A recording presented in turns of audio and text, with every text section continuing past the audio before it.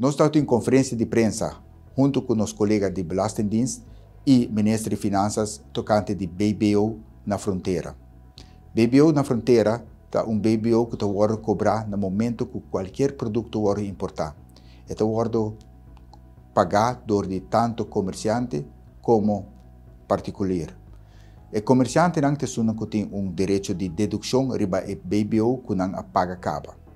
Importante, no caso aqui está, para o broker propor o persoonsnummer e a informação do importador riba a aangifte para motivo que o importador tem o direito para dedução no momento de fazer aangifte BBO hora que vende seu produto.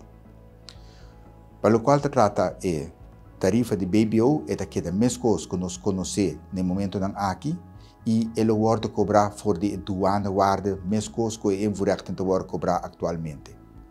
Para o qual trata o trabalho extra, me serviço que essa aqui não vai trazer nenhum trabalho extra com ele para motivo que a aangifte está automatizada e a única coisa que o broker me está está llena a douane waarde. Uma vez que je na douane waarde de sua aangifte, o BBO e B as de twee te worden popular.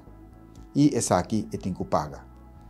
Para o qual trata vrijstelling, tudo o qual tem vrijstelling para inverrechten, segundo a lei de douane, lo há vrijstelling também para BBO. Também nós apapia de tarifversimpeling. De tarifversimpeling se visa que atualmente douane tem agora aqui 12 diferentes tarifas.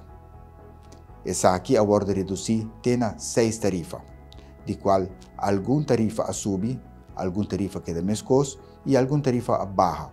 Importante para dizer que tarifa de produto comestível está que é da mesma coisa, tarifa para auto a baixa, tarifa de material de construção a baixa.